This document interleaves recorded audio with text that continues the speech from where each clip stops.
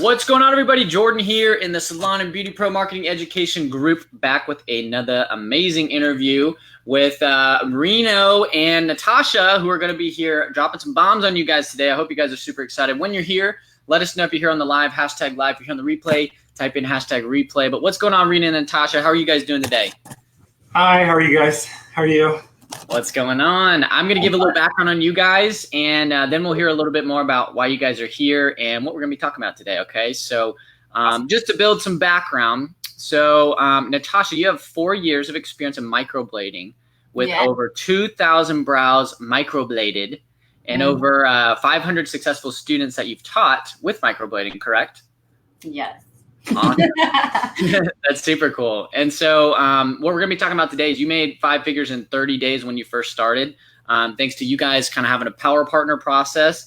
And now you guys are making consistently 6 figures annually. That is awesome, guys. I'm super excited for you. We've got a lot of hungry, motivated salon and beauty pros in this group. So I'm super excited to share, but I'm going to go ahead and shut up and let you guys let us know who you are, what you do, and why you guys are here. Awesome. I'll let my wife go first. What? I don't know what I'm supposed to do. Well, quick to throw you under the bus, right? Yeah, I'm like, we're going to talk. And I was like, okay. Yeah. My name's Reno Pace. This is my wife, Natasha Pace. We have been in the beauty industry for about 5 years now, right? I've been in it 8. Yeah. So the way we originally started was I owned a photography studio. So I just did photos like senior portraits and stuff. When my wife and I started dating, she actually went to makeup school. And once she graduated, I was like, hey, like, what if you came on and like did the makeup and stuff for like all my clients? And before we knew it, we were dating and we started a business together. Which, we were like 1 month into dating and we were like, let's start a business. Yeah. Wait. How did this go down? How did you guys start dating? I want to know this story. Well, so I used to bartend at a restaurant here locally in Utah. Okay. And, through mutual friends, our mutual friends were dating, and she knew the girl and I obviously knew the guy, and they came in together, and then they invited her in one night for karaoke at a restaurant. She's a singer, amazing singer. Awesome. Probably my vice. She started singing, and I'm like, oh, sold. mm-hmm. Yeah. That's super cool. Yeah. And so then I didn't actually get a chance to talk to her much that night. It was really loud, obviously. Yeah, during super karaoke. loud, super busy. Yeah.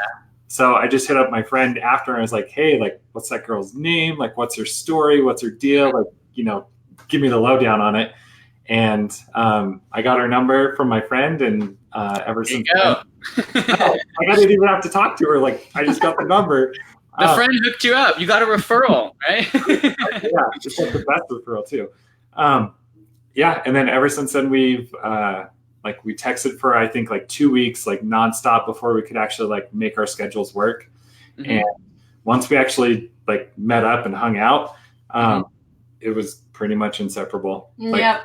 I think we still pretty much are to this day. Yeah. That's pretty awesome. That's super cool. So Natasha, you were already doing microblading when you guys met. Is that right? No, I just got back to makeup school. So I was doing artistry when we first met. Okay, that's super cool. So this all like surfaced together for you guys, getting into this industry, launching it, starting it, like that. Man, I'm super excited to talk about that. Yeah, and so we dated for a year, got married. We joined a network marketing company. We did super well, like made it to the top very quickly, but we got super burned out with, and I don't know if many of your audience knows what network marketing is or anything, but they do. Everyone's like, I think everyone in this industry gets blown up by MLMers. But so I apologize. We were part of that. So that was us for a while. But we got super burnt out with like the hustle and the meetings and all of that stuff. And we're like, you know what? We want to do our own thing. And we decided we would leave our company, and literally like that overnight, our income went from like 5 figures a month to 0, because when you leave a company, they no longer pay you. And so we had to figure something out. And I'll kind of let Tasha tell you how she found microblading. And that's kind of where our story starts within the beauty. Okay. Yeah, but before we dive right in, I'm gonna welcome everyone who's on, and we're gonna see who's in our audience, so we can see who's showing up here too. So, Belan is here, Harley's here, Christine's here from our inner circle. She says hi, Reno and Jordan. Danny's here, Violet's here, Jennifer's here, Arthur's here, Cammy's here, Laura's here, Miranda's here, Sandy's here. What's going on, everybody? We're tagging a couple more people in here. Let us know when you're here. If you're on the live, type in #live, and then let us know who you are, what you do, and where you're tuning in from. Do we have any microblading specialists out there, or anyone who is potentially looking into microblading or anything like that? Because this may be an awesome story for you, but I think it's going to be an awesome story for everyone here. So I'm super excited to dive right in. So let's talk about the birth of getting into permanent makeup. Do you know how that happen? When I do my clients' eyebrows, it hurts like a little bit at first. And I was telling them, it's okay because you're giving birth to eyebrows. And they're like, yeah.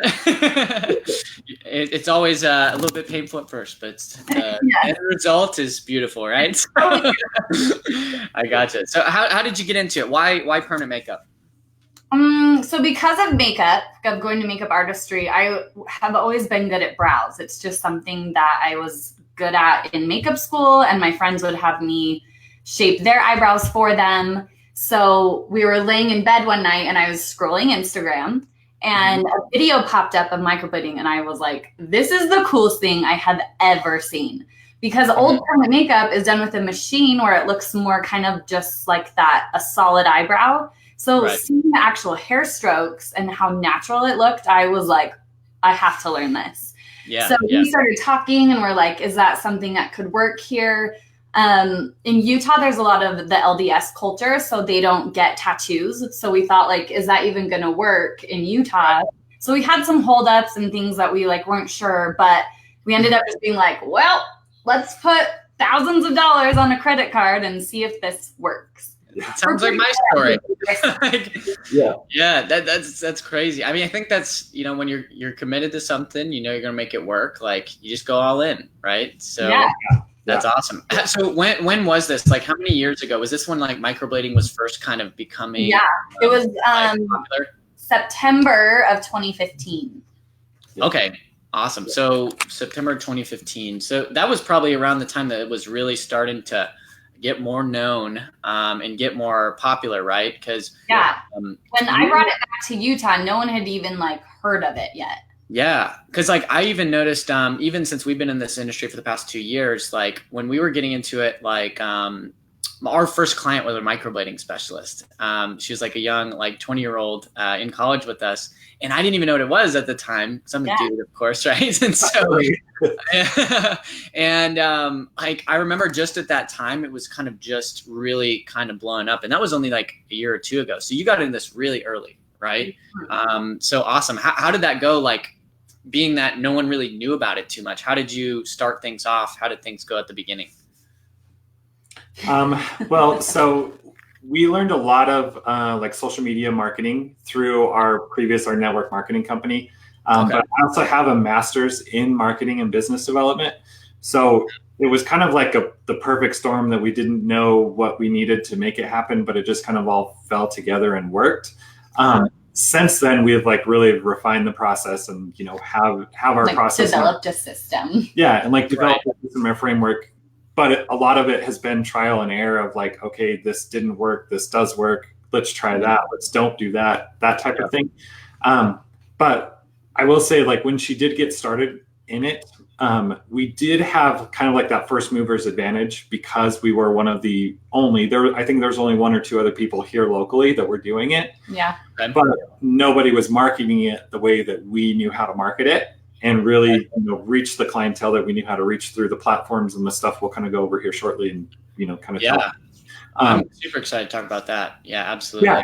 And so I think we officially launched our business because we kind of transitioned from Pace Studios photography to Pace Studios beauty bar, and that was our transition from photography to microblading. I think it was early 2016, late 2015, right in there somewhere. I know exactly when. Oh.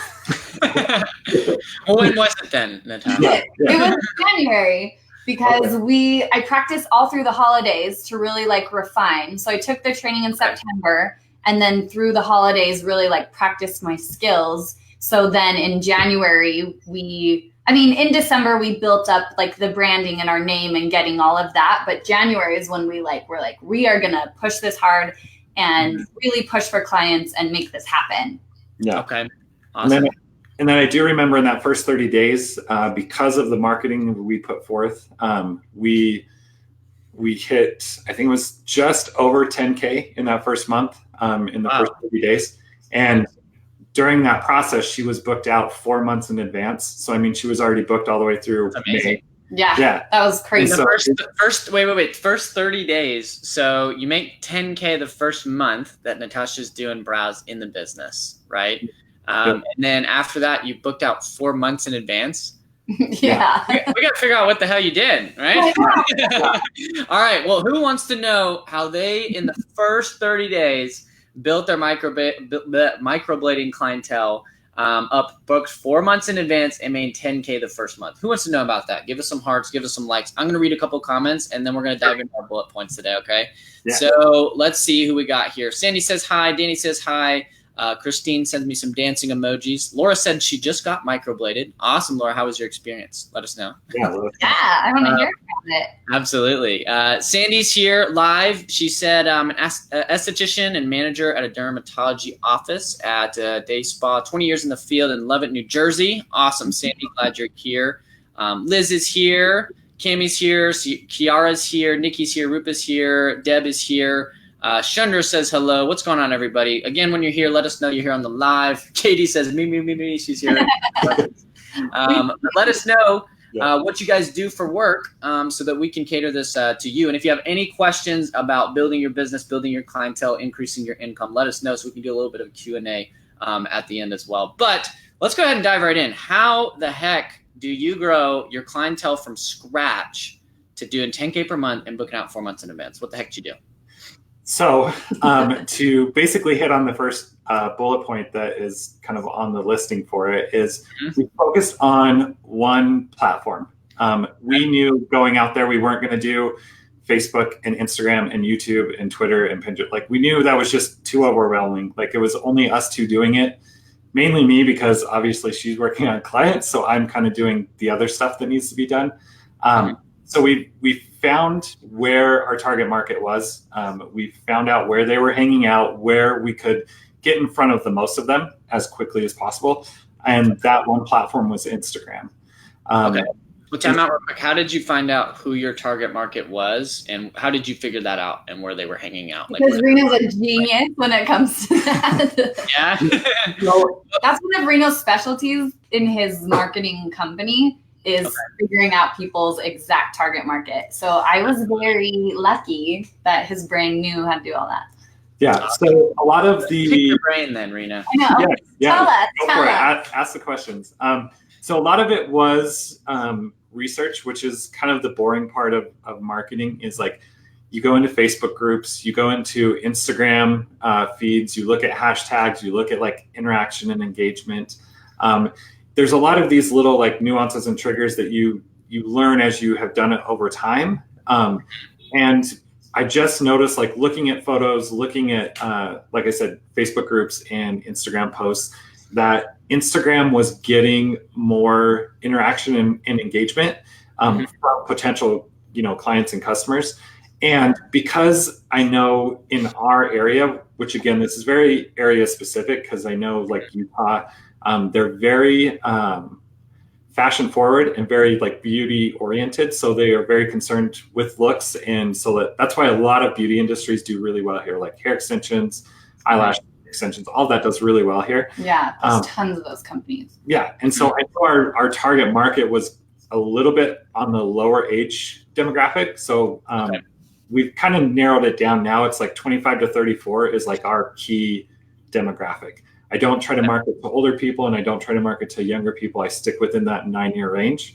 And not saying that you don't, but that's just like the most of your clients. Like we still get clients outside of that range, but any of the marketing is not geared towards any of that. Like, our messaging doesn't match the older crowd and younger crowd and vice versa. It's all very dialed in, but we still do attract, clients randomly here and there that are fall outside of that.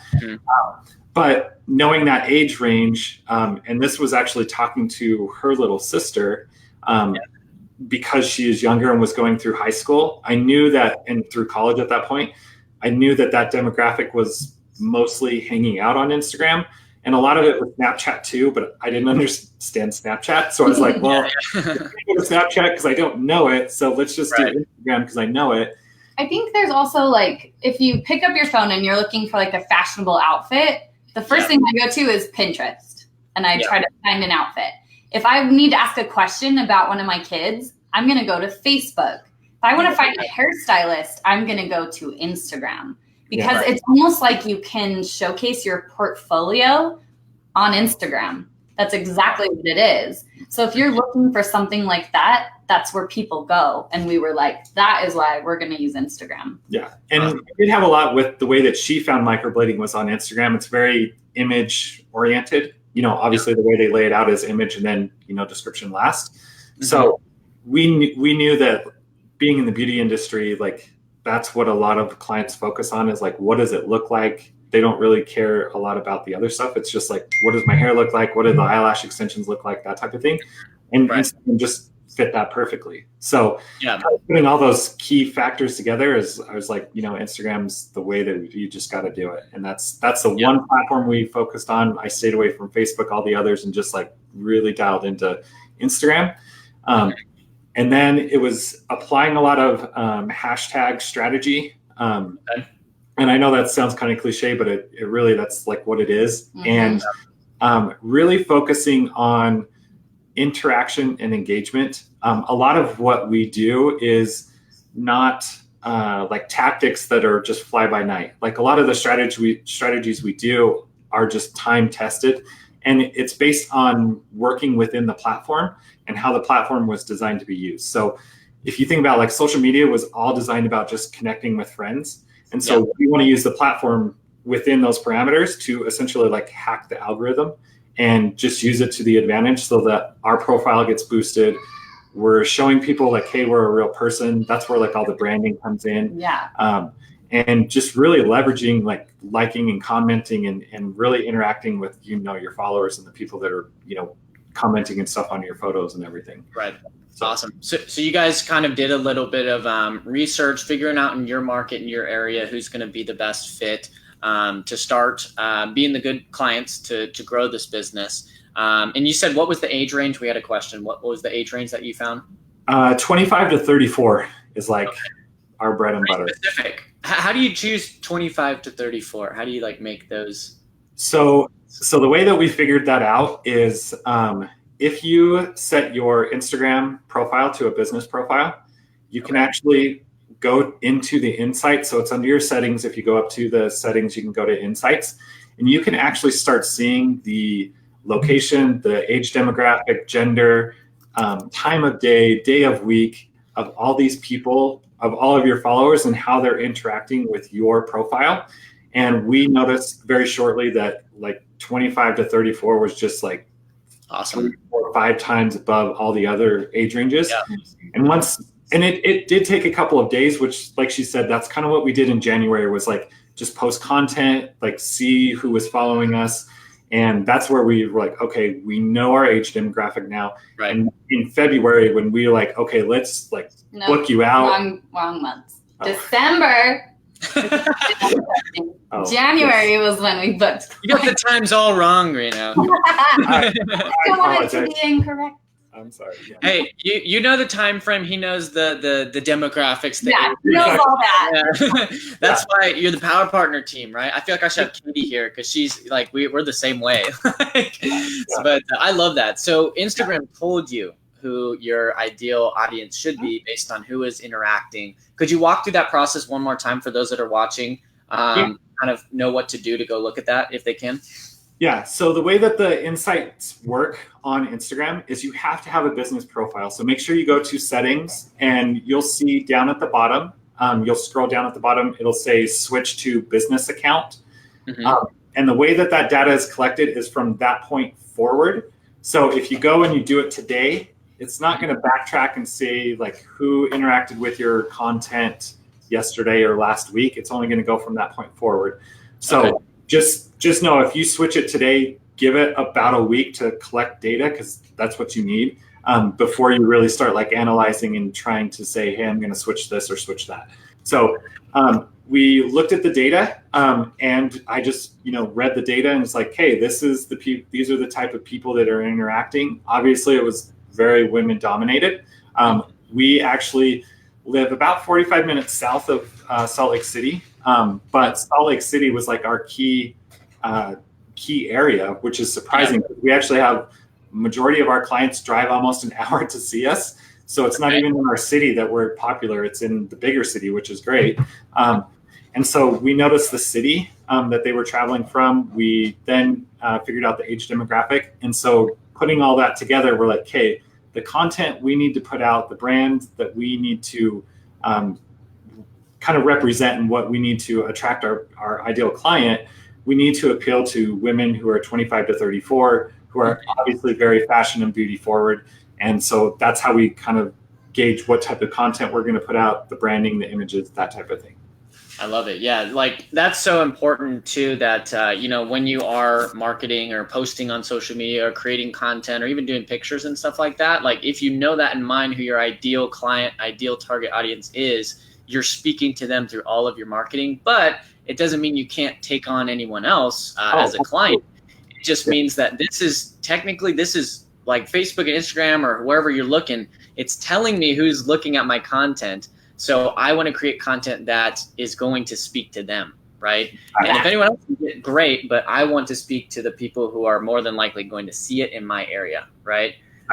So perfect. Let's talk about maybe so how does that work? Now that we know who we're speaking to, we know what content we're wanting to create, what's our action steps? What's our plan to go and get clients? Because a lot of people I hear, the biggest problem with Instagram is like, I'm attracting other beauty professionals. I'm attracting other microblading specialists, other hairstylists in my area, but I'm not getting clients from it. So how do we do that? How do we get clients on Instagram? Yeah. So this is That's a sneaky trick. Yeah. So this is the secret that nobody really talks about or realizes. Is you'll hear a lot of people say, go find your brand crushes. And so essentially what they're implying is go find, 3 to 5 people, like the top people in your industry, and you're supposed to go interact with their profile.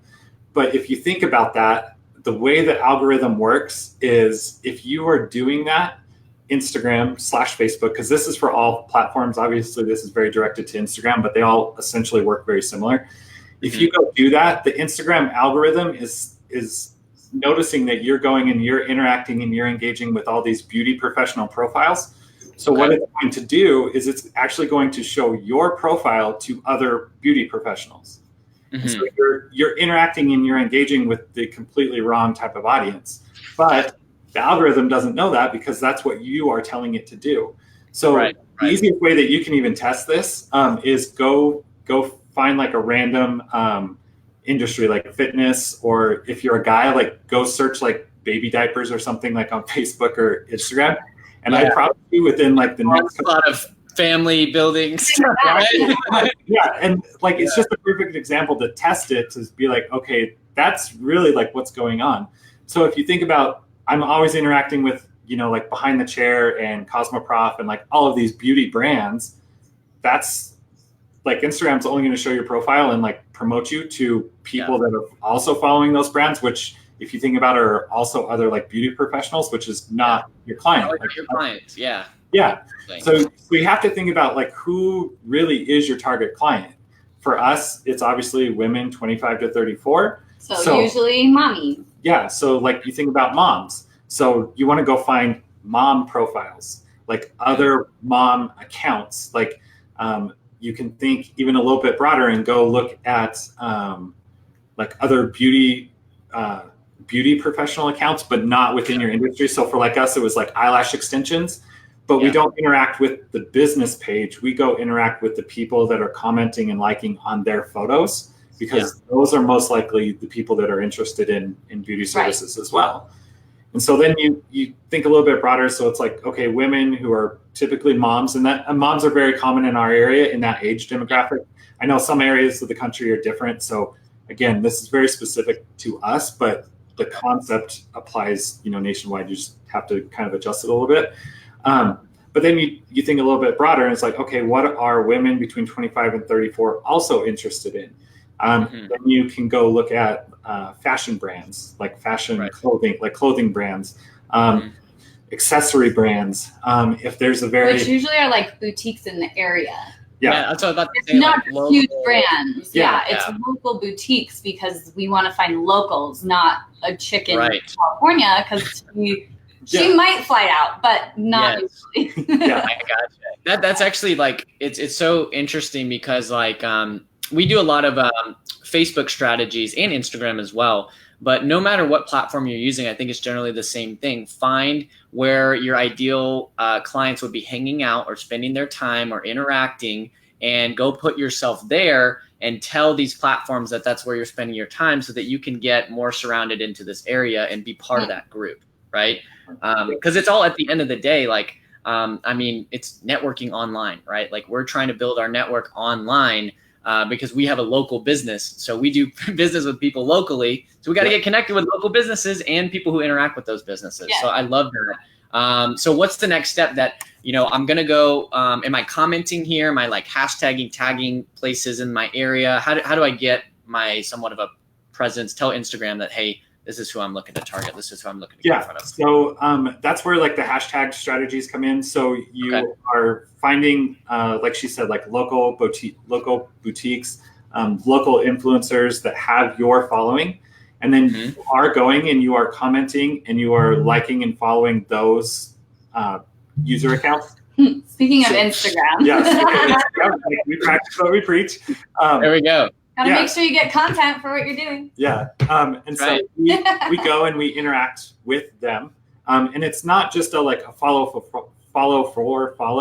Like it's more than that. So the easiest way I can explain it is, if you think of Instagram as a point system, and it's a two-way street. It's a two-way point system.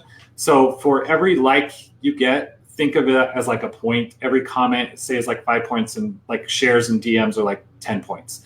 And so the whole purpose of the content you put out is to not get a sale or to get a client. It's to get more points. And so the more points you can get, the higher your posts and all of that ranks in the newsfeed. But it also works the other way. You also get points if you go and you like and you comment and you interact. And this is essentially how we hack the algorithm, because we're using it the way it was intended to be used. To be social. To be social, to be a real person. So we're building relationships with people instead of just being like, I'm here and buy my thing. I like actually try to find people and build like Instagram friendships. And then eventually they're like, hey, how much is microblading? I mean, it's so crazy. Wow. Like, humans connecting with humans, like that's what we're supposed to do to build a business, right? Like at the end of the day, that's what it is. To use their like stories, because they're like, well, this doesn't pertain to microblading. I'm not microblading right now, so I'm not going to do a story about it. But they want to see you as a real person, and if they can identify with you as a person and your personality, and they like you, they will come to you and use you for services. I gotcha. Awesome. Well, we have a question in the comments, and it's kind of my question too. So how are we interacting with the people? Are you like actually messaging your followers? Are you reaching out to anyone? Is it more of an organic type of thing that we're hacking the algorithms by, engaging, and then they come to us? Or how do we control this process and get clients? So we never send direct messages unless requested, because, and this is probably just a personal, like, it's a network marketing that we were like, oh, we'll never do that. It's like from our bad past experience, like sending all these random DMs. It's just like, we're not going to do that. That's not building a relationship. You're just spamming. Right. Unless it's like, the only way that I ever say to do it is do an icebreaker. Like, hey, I saw you were engaging on this page or in this group. And, I saw that we had mutual friends. Just want to reach out and say, hi, how long you been in the area? That's when I would say messaging is okay. But when you're just like, hey, here's who I am, what I do, like, come by for me, that doesn't work ever, right? Really fun way to do it, though, is to watch their Instagram stories, because then you're not necessarily just DMing them, and you can comment about something that they've done on their story. So if it's like a story about their kid, because, my thing is moms, if they're doing something funny about their kid or they whatever, I just reply, and I'm like, oh my gosh, that was so cute. or that was hilarious, or whatever. And so then you're starting to build this little relationship without expecting anything in return, but they're starting to see you more. And then your page will pop up more in their algorithm because you're engaging with them. Yeah, I gotcha. Awesome. And the main thing is to like understand that when you are interacting and you're engaging with people, it's not like you're going to like the photo and then instantly they're going to go to your page and like book an appointment with you. No. Like this is and I know we did this in 30 days and you can do it very quickly, but if you can go in with the mindset of like, I'm going to interact, I'm going to engage with these people, that when they are ready, when the time is right, they will come to me, they will ask a question about microblading. At that point, then I'm kind of, on that pedestal of, okay, we're going to compare everybody else to what it is you're doing because you've answered our questions, you've liked our pictures, like we've checked out your profile, which again is why it's super important to have an optimized profile and branding. Stories. I like you. Yeah. Yeah. So I think with people can go in with a different mindset of like, I'm really just going to use social media to build those relationships, let people know I'm here, provide great content, provide great value, which again is part of your content strategy, like actually posting valuable content. When you put all of this together, it's just like a tidal wave and literally nobody else can touch you. You're doing it better than everybody else. And which is like one of the reasons we literally are probably the most expensive service in microblading in our area, and we still never fight for customers. We're constantly booked, but it's because we put in all of this work and all of the foundation, and we can. And I gotcha. What are you charging right now, if you don't mind sharing?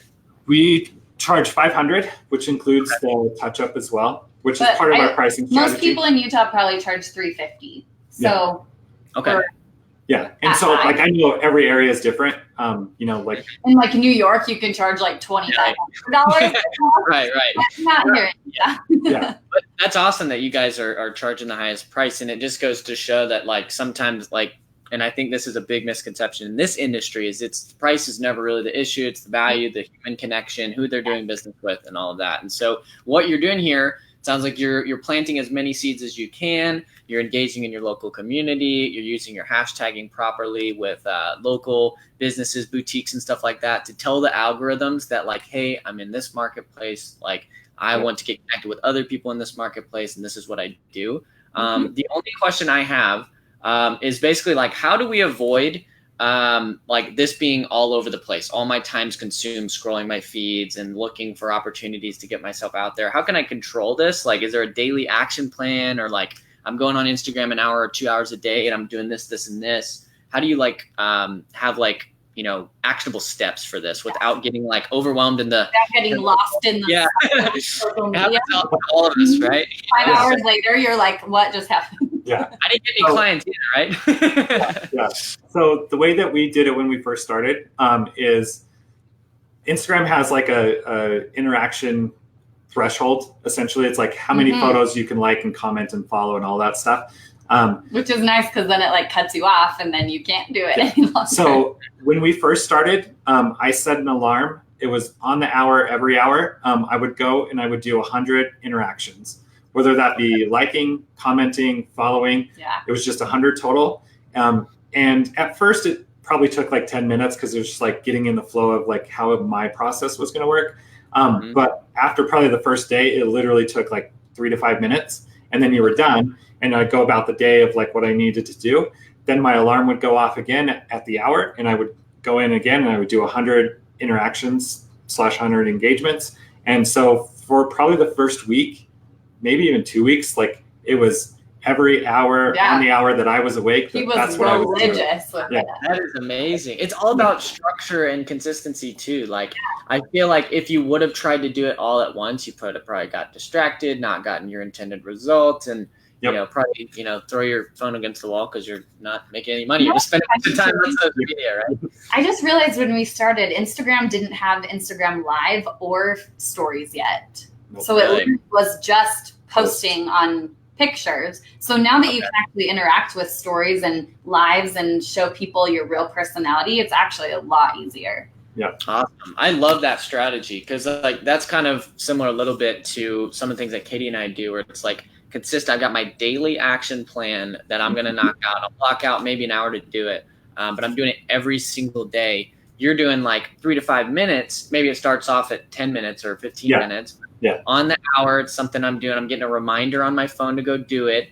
And you say you're just going out and commenting and engaging on these local posts that are ranked for hashtags and things like that? Yep. Perfect. Cool. And so what about your content and your posting strategy? You said that's like one of the most important things. Well, how do we fit that into the mix as well?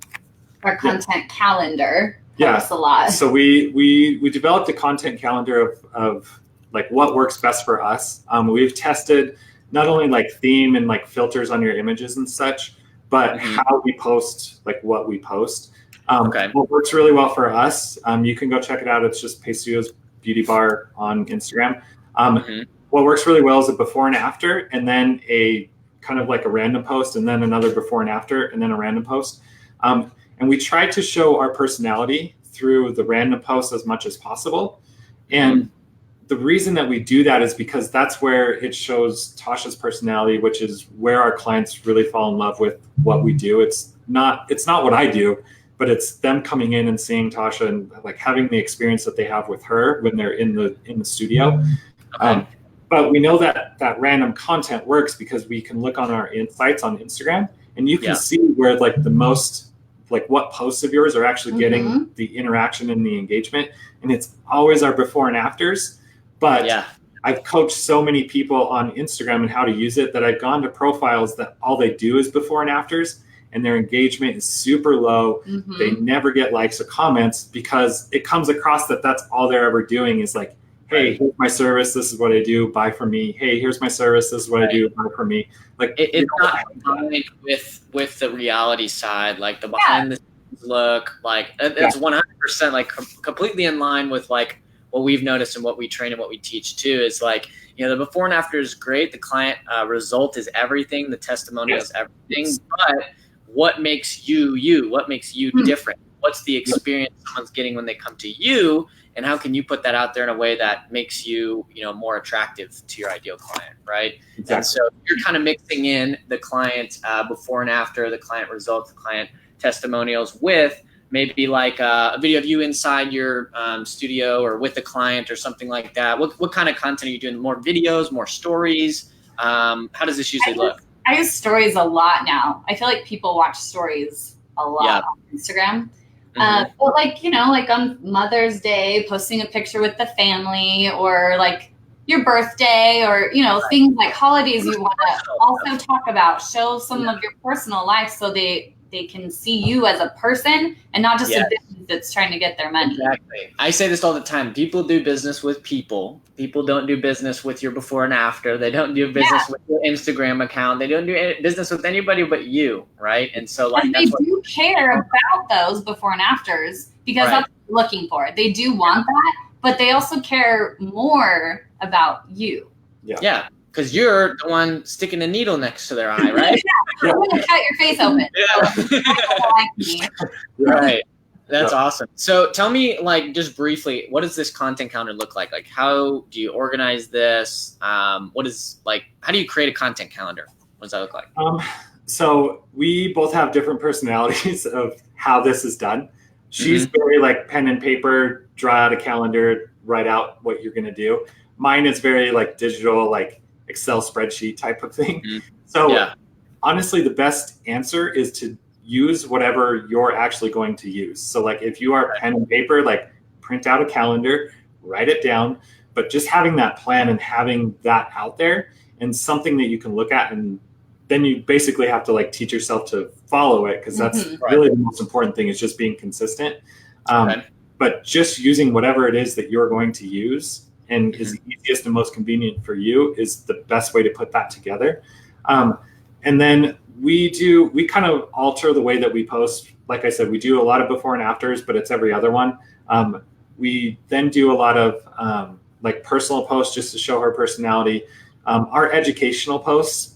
So we actually really well. We actually teach a little bit on our posts of like, we'll show a picture of like the blade that we use, which I know it's not a blade, it's a bunch of needles, but people don't know that. But people don't know. And so educate on our profile of like, hey, here's what a microblading needle or needles looks like. It's actually not a blade, it's a bunch of needles in line. And so our education posts, anytime that you can teach your following like what it is you do, why you do what you do, like those posts always are probably what our top performing ones. People get really lost in their industry and they just think like everybody knows this word and everybody knows that and they know why I do this, but they don't. Your clients don't know that. So if you can do a post on why or like teaching them a word and why it's used that way versus this way or whatever. Like I made a post about microblading pigments and how a bunch of companies have started just ordering them from China.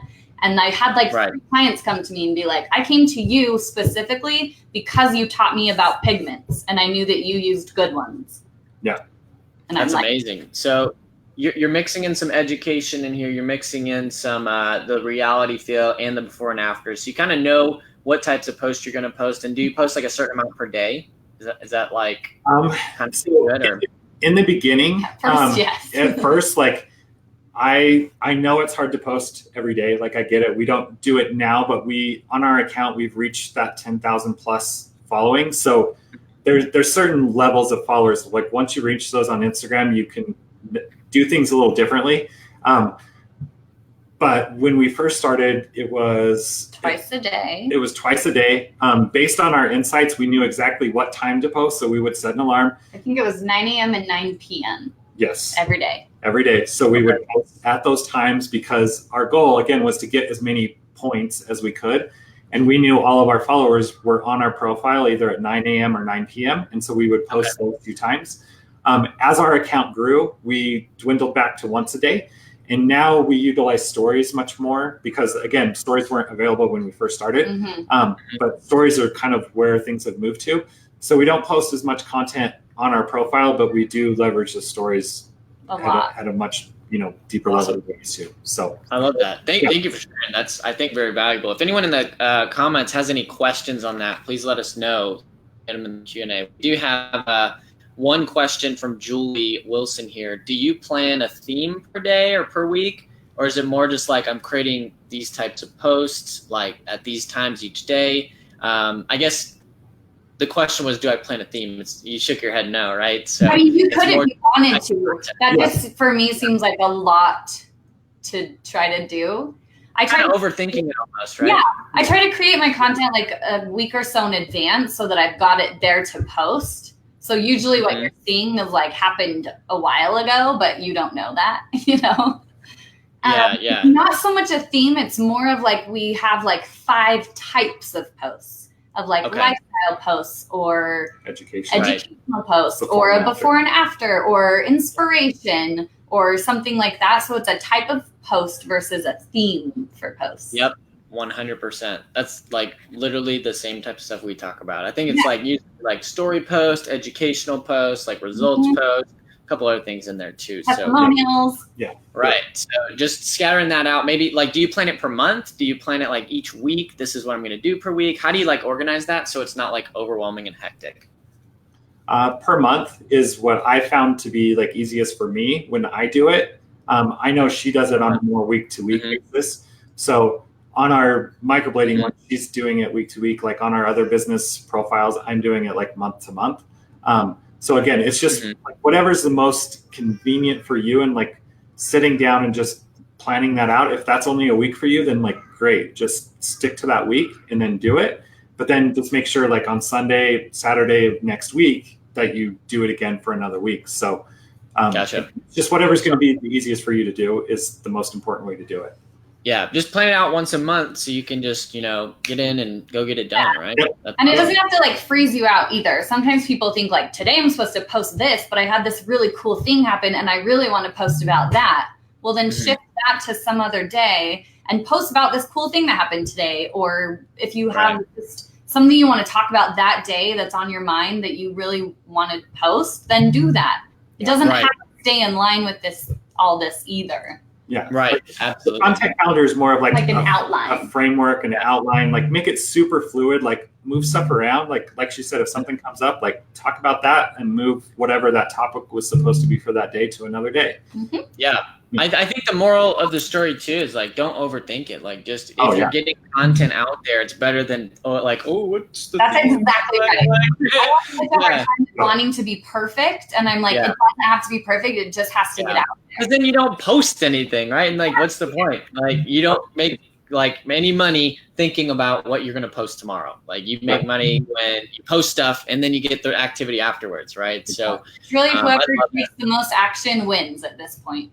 I love it. So perfect. Last question, and then I got one point I'm going to move on, and then we're going to keep on rolling. How do you feel about using long form posts? So are your posts usually short, sweet to the point? Do you usually have like longer stories that you're sharing, or does it just depend? Totally depends. It totally depends. I would say ours are not like long form. But again, we've trained our followers and our audience that that's not our style. They'll come to my story if they want to hear about a story. Sometimes I'll do a story where it's more of like a blog where they're reading about a story, but I'm not really a blogger. So I'm more of like a personality person. So I like to do stories and I would just tell the story there. But it's different for everybody. If you're more of a blogger and you're a great writer, then do those types of posts. Right. I 100% agree with that. It really depends on your strengths and what you're better at. Like someone like me and Katie are kind of in the different. She's a really good writer. She could write like an amazing post. I'd rather just get in front of the camera and start talking. Like, I think it just kind of depends. But, just used to your strengths, I don't think it's going to affect your results if one's long or one's short. I think that's, again, maybe overthinking it, right? So as long as you're posting and, it's stuff your audience likes to see, that's all that really matters, right? So and you're going to attract the followers that are interested in like reading long form. Like those are going to be your ideal clients. So obviously write long form and they're going to love it. And they're going to come to you because another microblader, another hairstylist, whatever is not doing it. So they're going to be more attracted to what you're doing. And they're going to be the ones that are going to want to tell you their whole life story because you have told yours. Right. Absolutely. I mean, that's how it goes, right? Like people like resonate when they hear stories, when they hear your background, like why you do what you do, or they hear a client success that is similar to them. They want the same result, right? So I love that. How this is the strategy you guys use in the first 30 days, nothing else to get to 10K the first month, Instagram.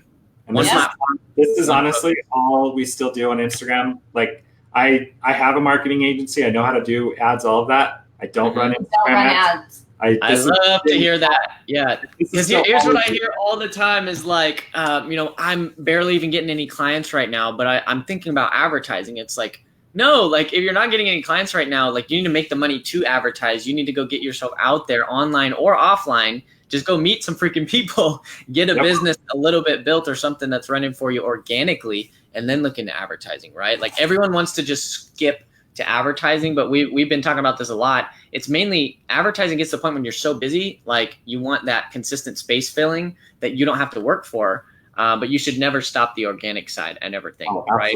Even if you're running all the ads in the world, you should still continue to like you said, you have your daily action plan. Like, the longer you do that, the more your business will continue to grow, right? So and people still want to see you. We're meant to be social, not to run an ad that come be my client. It's like, let's talk and let's come be my client because we like each other.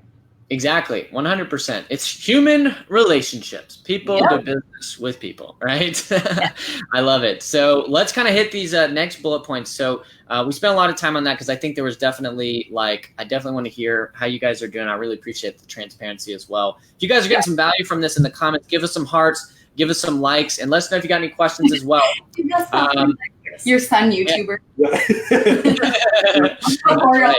Like me. Give me some likes, please, right? So what's the exact pricing structure that you use to position yourself as the go-to person in your area? Do you want me to do that? Yeah. Okay.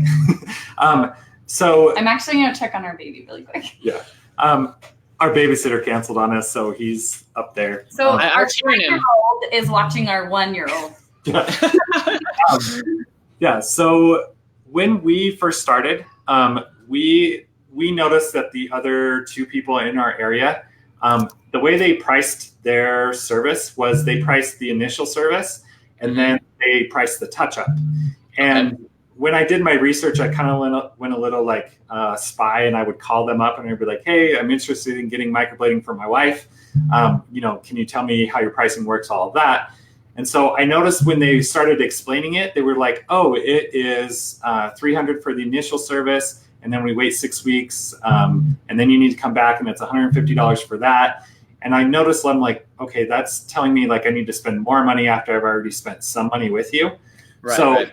We positioned ourselves. We were one of the first in we were the first in our area to do it this way, where we said, hey, it's $500 and your touch-ups included for free. Wow. I love that. Free, everybody's like, done.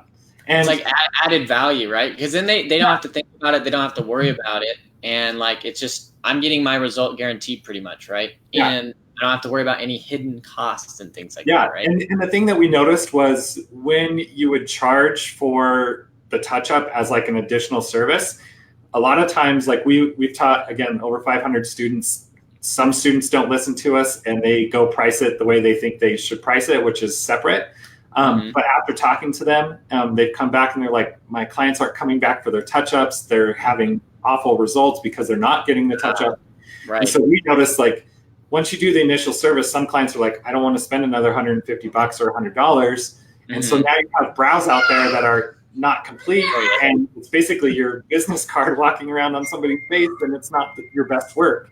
And so we wanted to try to offset that as much as possible. And so, some people would be like, well, you guys are charging more than others. And we're like, we are, but our touch-up is included. And, this is what's included in that. And so we gave them a few bullet points as that, and why it's important to come back for the touch-up.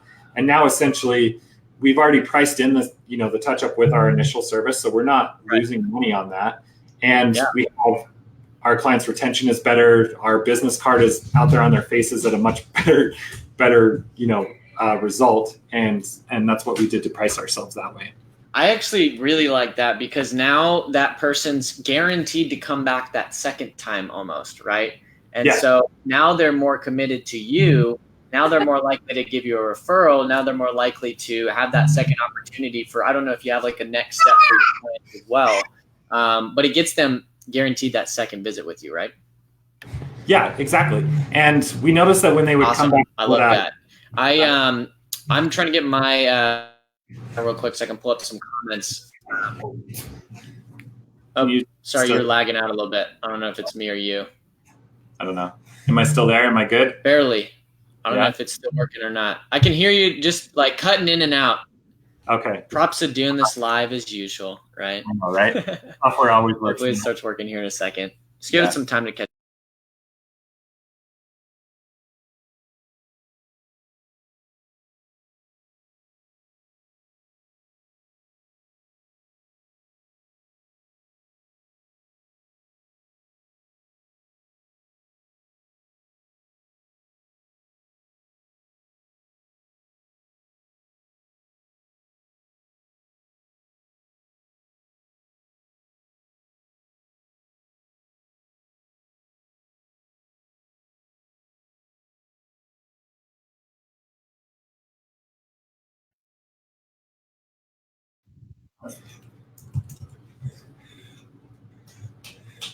Oh, I can't hear you. No. Okay.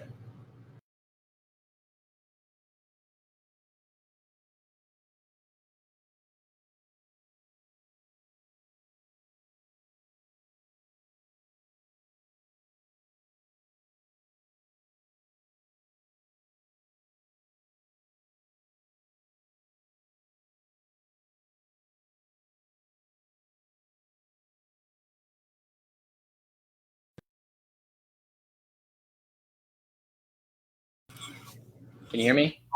Yep. Good. Cool.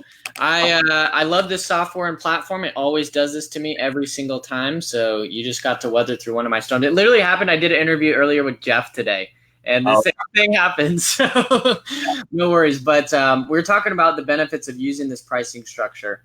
And so it's getting them coming back. How did you guys come up with the idea? We just, again, listened to the market, and we're like, when I did my like spy surveys and I would call in and say, hey, like, what's your price? it was just taking too long for them to explain the price and how it worked, that I was like, there has to be a simpler way. Like, what if we just put them all in one and just say, hey, me being a marketing person, like, I know if I can stay free in some way, like that's a really key word. So you're just like, we'll charge 500, but the touch-up is included for free. And so that's a way that I can get that in there. We're charging what we need to charge to make money, but it's also making sure like our best work is getting out there. Yeah. And it's a way that we can better serve our clients, because we're like, you know, you don't have to pay more to come get the touch-up. Like, let's just do it all in one, and we'll just work with you on making sure you come in to get it done. Right. It gives you almost like a unique selling proposition too, I feel, you know, where like, you know, most places are going to charge you that second time. We're just going to include it today. There's no sneak attacks, no surprises.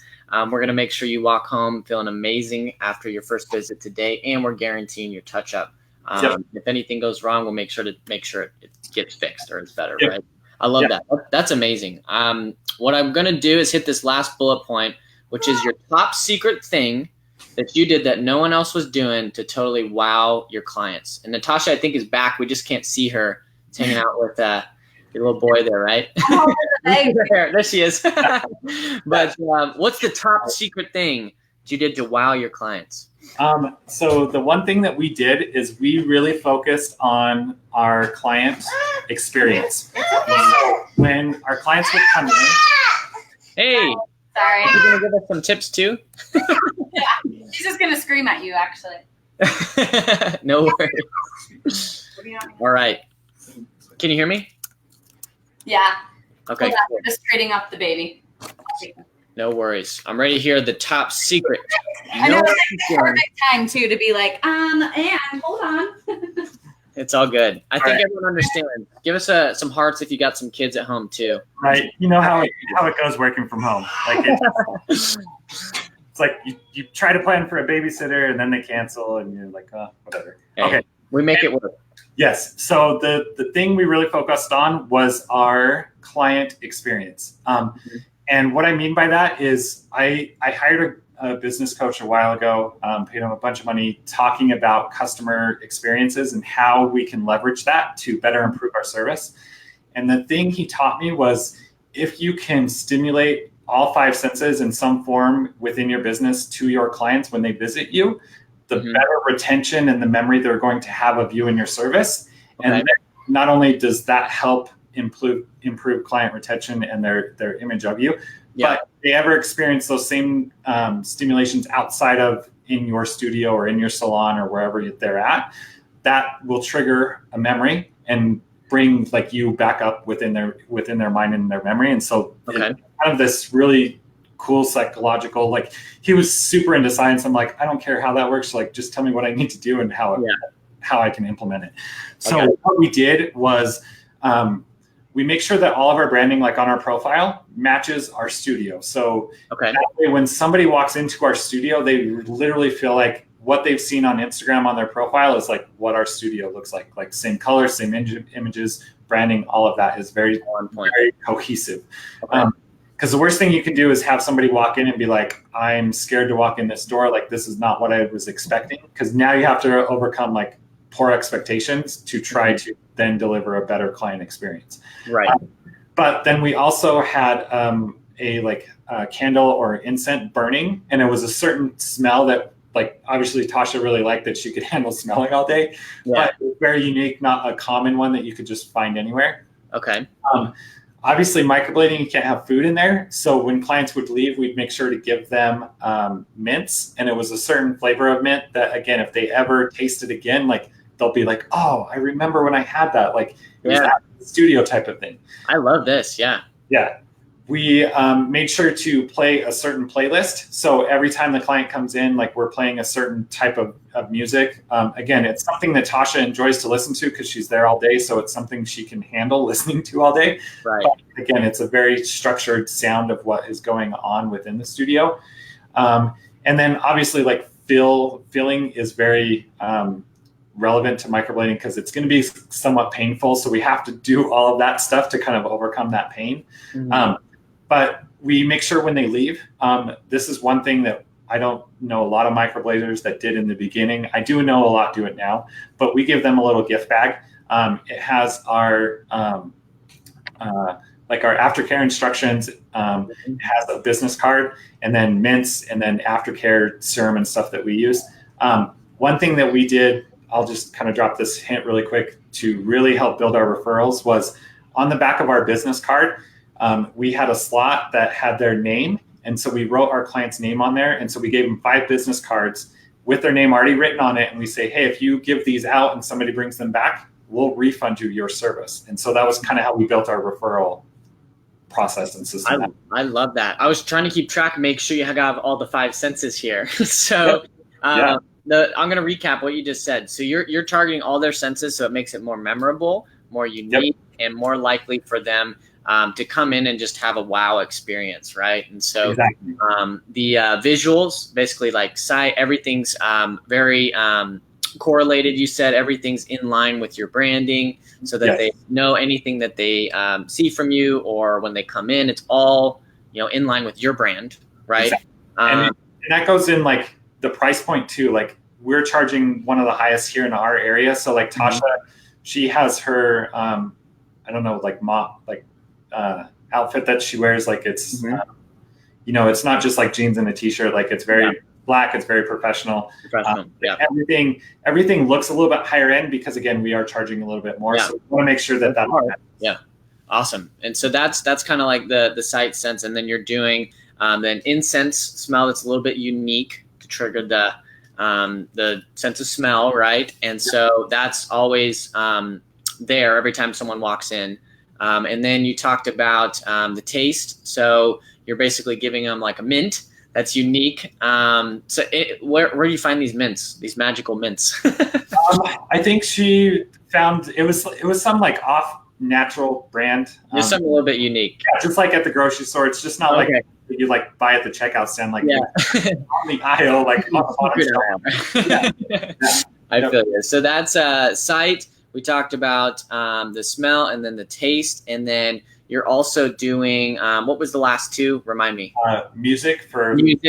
So playlist is consistent. And then lastly was like touch or feel. So which a lot of that is microblading because like obviously you're using the needles and stuff on their face. So there's not a lot that you have to do there because you're already stimulating that. So we really downplay that one because we don't want to like overstimulate one sense compared to the others. So really we didn't really do anything there because again, it's being very stimulated with the service itself. So we really focused on the other 4 to make sure we tried to over deliver there to kind of compensate for that. That's amazing. This is like one of the most valuable interviews I've done in a little bit. And every interview, I swear, is so valuable. But this, I feel like, is something someone could literally listen to and go take action on like right away. Like, because this is like complicated stuff. It's not like we literally broke down what you guys did your first month using one platform, using Instagram, creating a content calendar, getting locally interacted in your community, and using the strategies that you just shared here. You did 10,000 the first month, and then you guys booked out 4 months in advance, and then you incorporated, these things we just talked about, like client experience, and then, as well, we talked about your pricing structure that made you completely unique from your marketplace, and was thinking outside the box to now create a very successful business. How many people work inside the business, and how much does the business do per month now?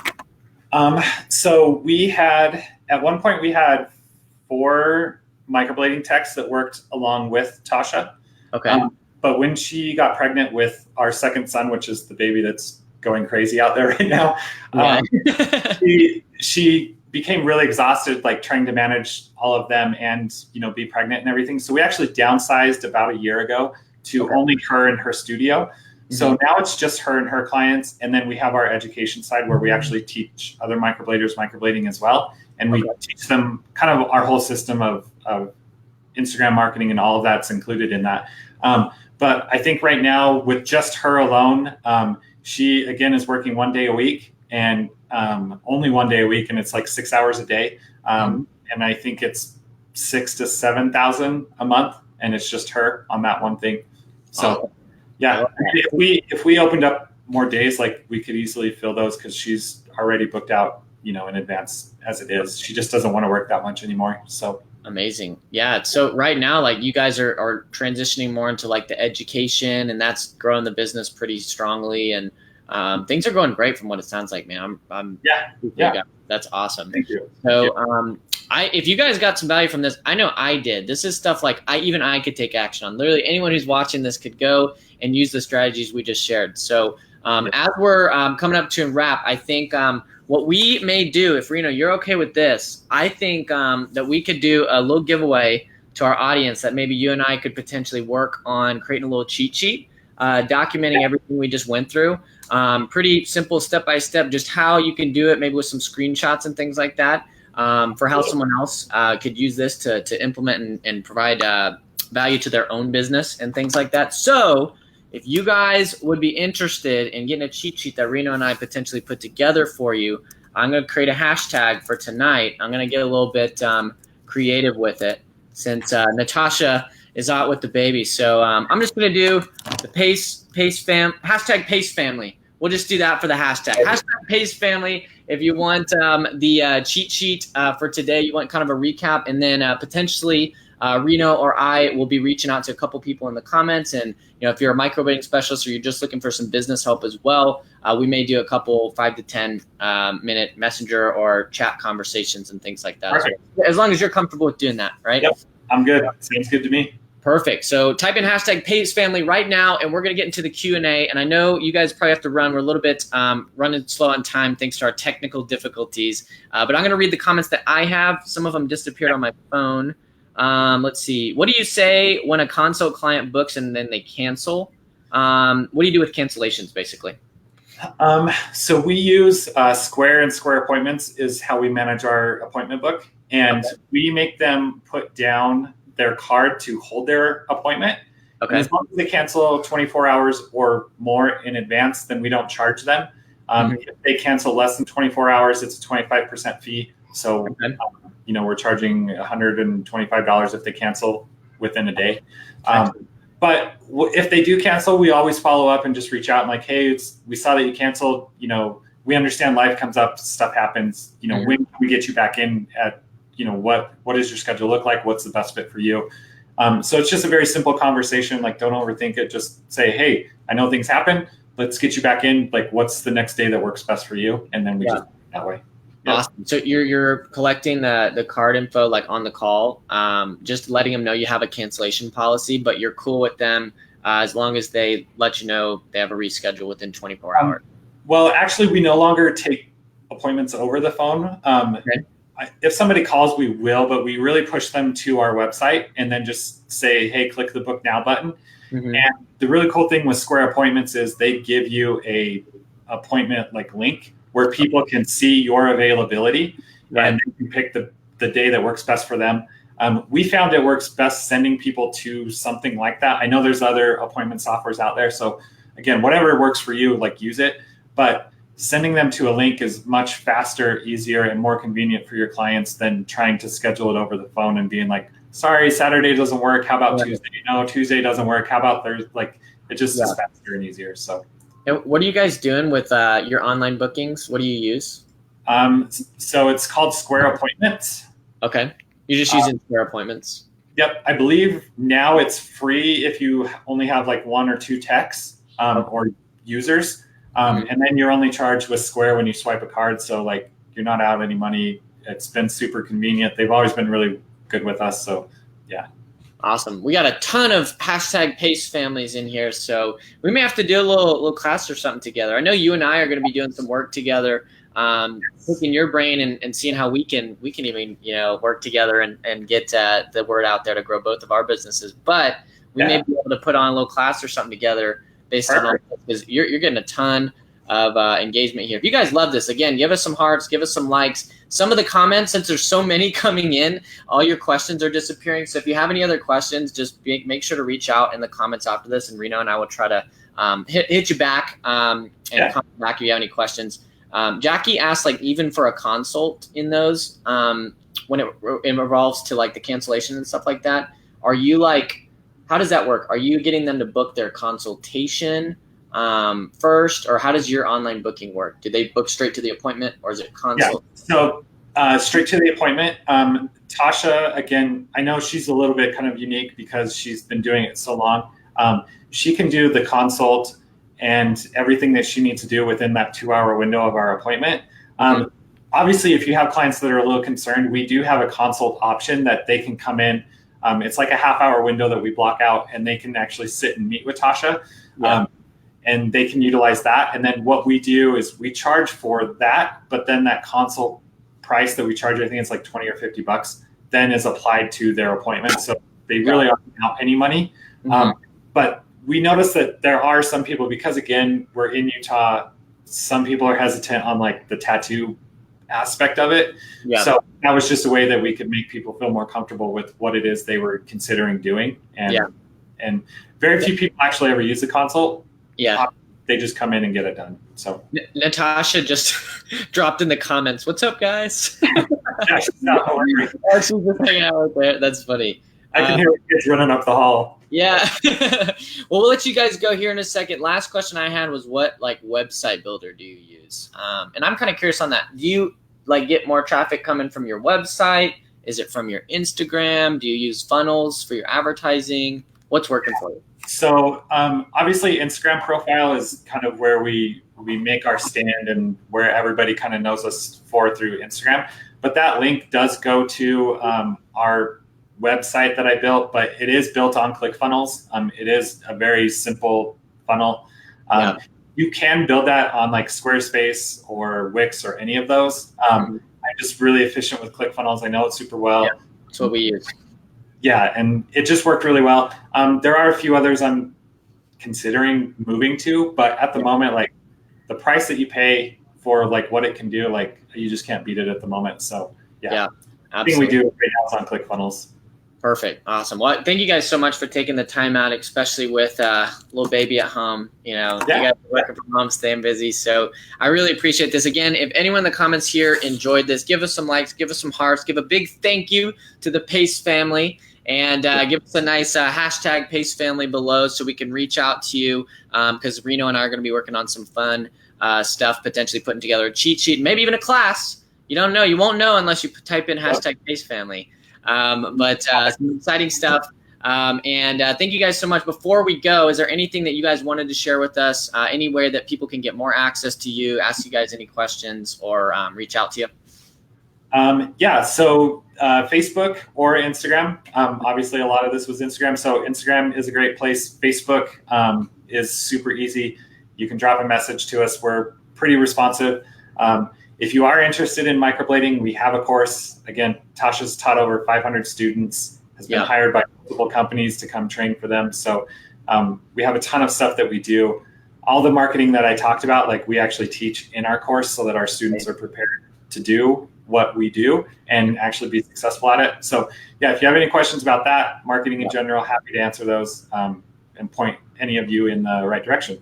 Perfect. Yeah, if you guys do microblading, you want to hear more about that, let us know in the comments. Say, I do microblading, I'm interested. We'll check the comments after this so that we can reach out to give you some more information. But thank you guys so much. I really appreciate it. Thank you, Natasha, if you're still there, still listening.